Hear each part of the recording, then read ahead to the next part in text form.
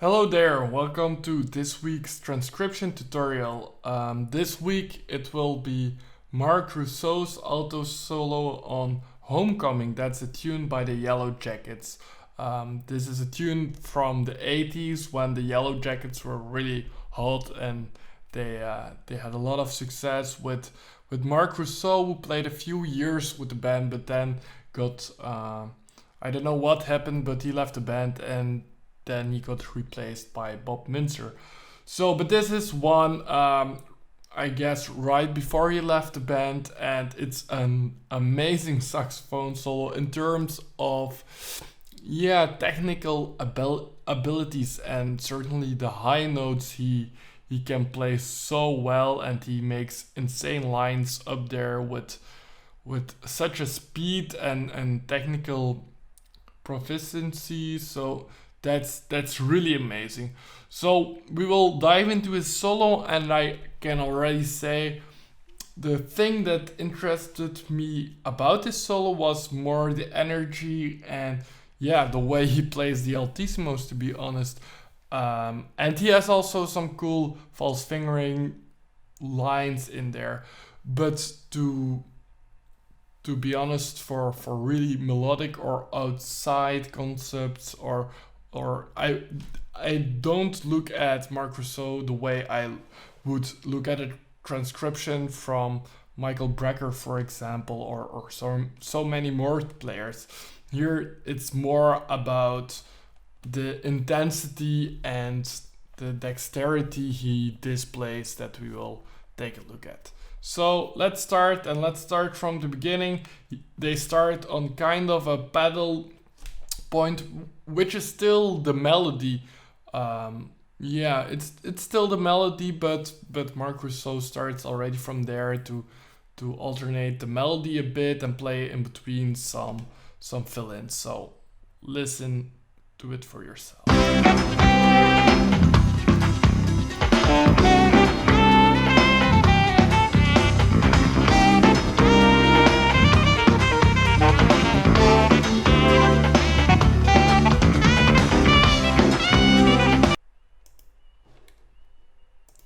Okay, and that was the first part. This is kind of like the big intro into the real solo. So you can hear him play the melody, and he does some nice fill-in, so that's why I started there. He uses here for example already overtone to increase that intensity in this note on this B.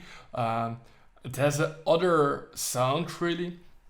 Then here again melody, this is the melody more or less, and then we have this A minor where he plays this false fingering thing, and you can see clearly here. Let me try to show it to you.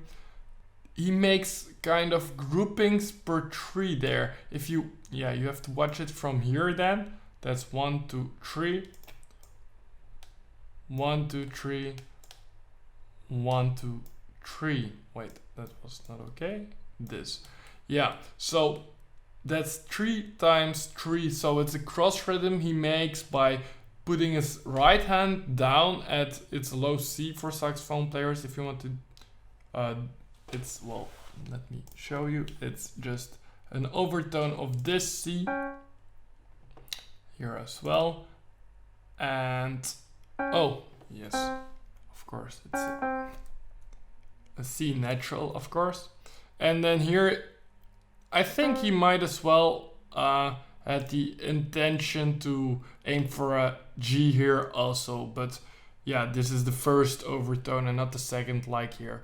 So, but it doesn't matter. It gives this rhythmic percussive thing, which we will see later in the solo as well. So that's groupings of 3, and he makes it like, if you would look at his hand, he puts the complete right hand down like a percussion player would do on his conga, for example, but then on the saxophone with pressing the complete right hand. Actually, I did a lick of the week on our YouTube channel, so explaining a bit of that, and you can see me do that also without without sound, you can hear the keys pop, and then it's really clear that it's a percussive thing on the saxophone. And then we have the 2 bars before the solo, and that he makes also a very nice pick up into bam ba bam ba bam ba bam ba bam ba bam ba bam. So again, a cross rhythm, and you can see this often being used in fusion and fusion players. They use a lot of cross rhythms to create tension, and that's exactly how Marc Rousseau plays. So listen once again to that intro with this knowledge, and then maybe we take a few bars into the transition into the solo to see what's up next.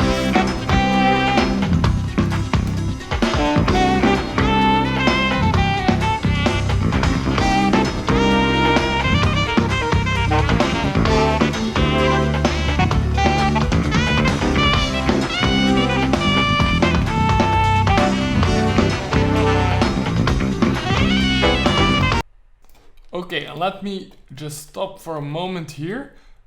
Actually, just to mention that, well, bar 9, 10, 11, it's really nice. I like it, but he's already playing, we are in E major, and he's playing E major over this A pedal here already. He's outlining that very clearly. And then we'll go on, and then we will hear the first insane altissimo line. I think we should start here. Oh, here.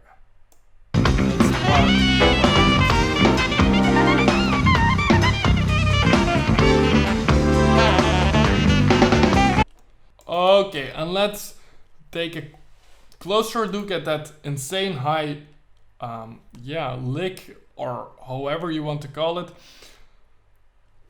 Melodically, like I said before, there's not so many things to address. He plays here at E flat, which is kind of odd because you can see him clearly play G, actually, a G center over this A minor 7. But this E flat, I think actually it was just a little, it would have been aimed at the E natural, but because of the fast line, he just maybe missed his right hand putting something down. Sometimes there are some odd notes, but you can hear the intention of the player. I don't think we should take too much interest in this note, but rather into the dexterity and the technical ability, how he plays those altissimos. And you can hear some interesting things if you want to become as good in altissimos as he is, because the phrasing is an important part of being able to play this kind of thing. So let's listen to it just in half the speed. So you can hear him phrase almost every note until we are kind of here.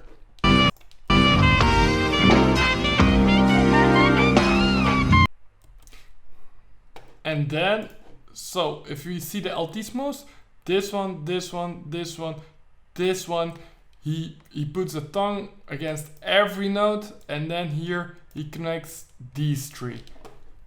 Listen to that again. Oh, sorry.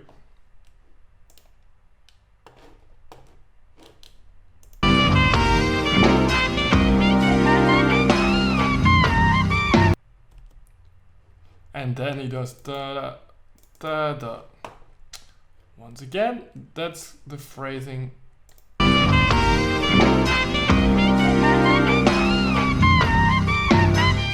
Okay, sorry.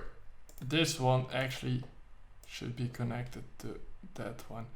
And if you're able to play altismos and you try this line, I did, for example, it's hard. It's really hard, and it's fast to do it. Yeah, because the altismos, you have to prepare your cavity in your mouth to be able to do it, but he connects them very well. And if you add these little phrasing things, it makes it a lot easier, I find.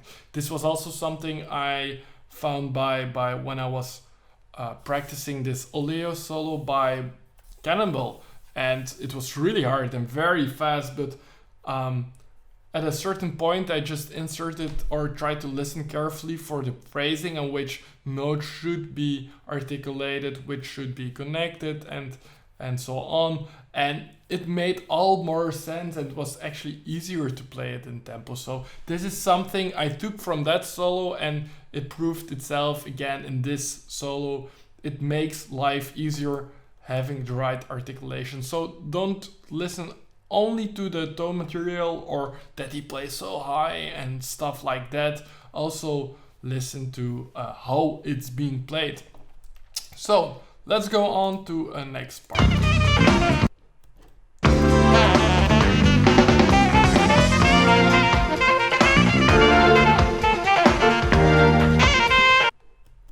Okay, and I like this transition as well. We will see this later also, but the key center is E here, and you can see that clearly. He plays quite E-ish, maybe even C sharp minor, because if you look at this line with the C, it's like C sharp minor a bit because of this chromatic thing. But it's just a guess. It's an educated guess. I'm not able, of course, to see or to look inside the mind of Marc Rousseau. But so that's all E, and then he lands beautifully on the third of the G and establishes this G chord directly by choosing strong notes, the B, the G, again A, G, again B, D, so more or less fooling around the triad of that G, and that he continues with those with those 5 fingerings again. Listen to that and let's then go on.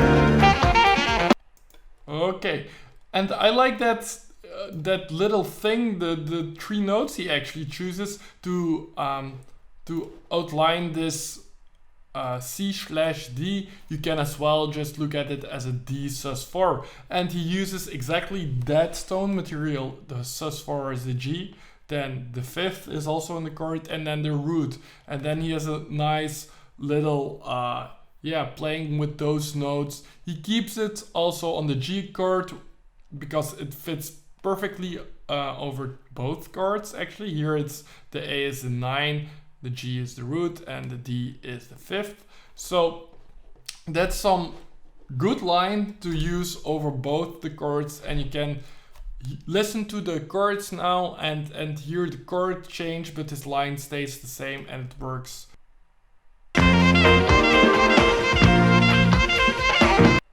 Maybe once again, because it starts quickly here.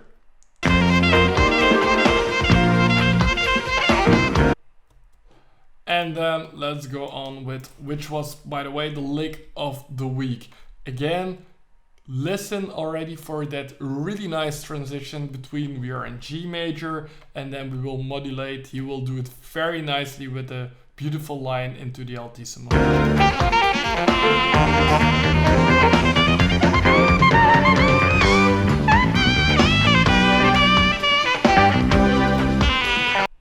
Okay, and why does this work so well? Here he plays clearly a G, kind of arpeggiated with the E also in there, so a 6, G6. Then a C major, which is also very clear, and again he does the groupings of 3 with the percussive thing. So actually you can see that already here, because it's basically the same for the right hand, putting down on the first of the 3 groupings the C, again a new group of starting with a C.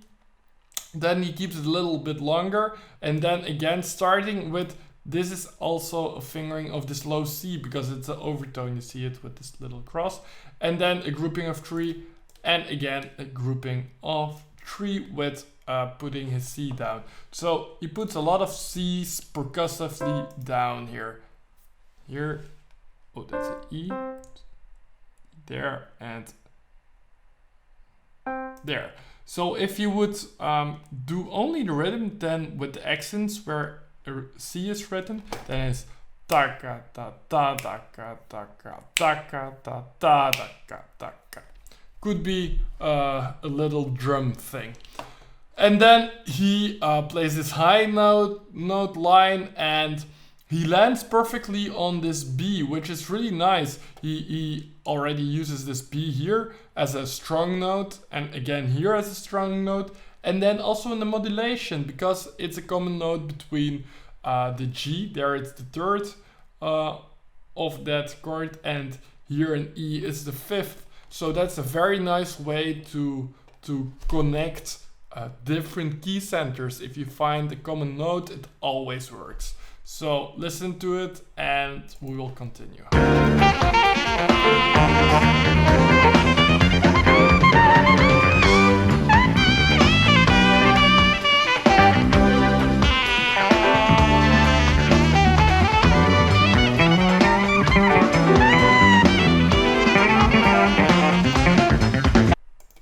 Okay, and what does happen here?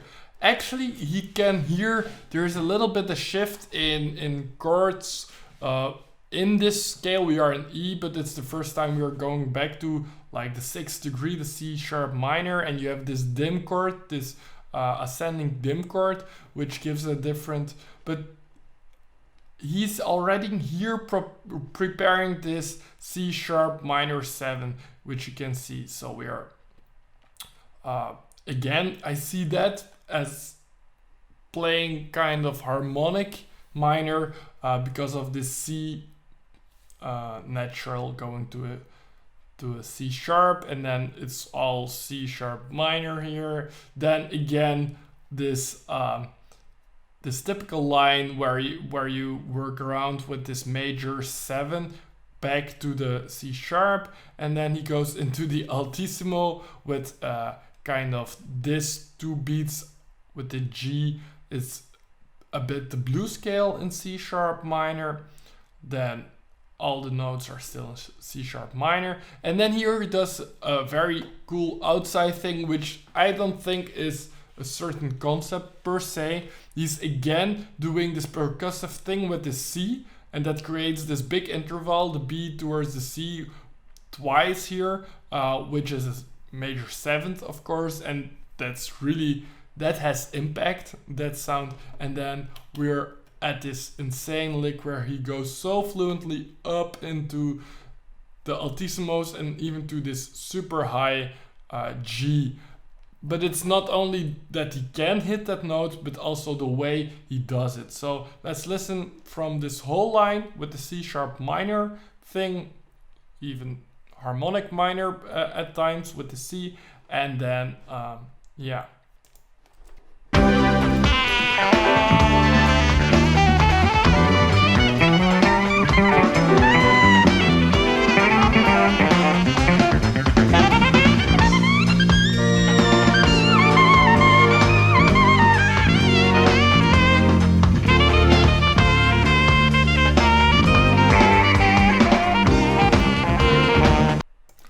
Okay, and what can I say about this high line? Actually not so much, besides that it's almost like you have to be a very good trained technical player. Actually, it's more like a classical player he is doing that. It's just something you need to practice, train. It's a skill. And he uses the notes actually within E minor blues scale, if you look at the notes which he uses. And this F sharp could also have been a grace note to the G, by the way, but yeah, there were 2 ways of notating it. And then he goes back down in the key of G, all very good notes in the key of G. And then yeah, then we're about to again modulate back to E for the ending. Actually, then we are in the final key, finally ended in E, and let's see how he ends. Let's take the transition.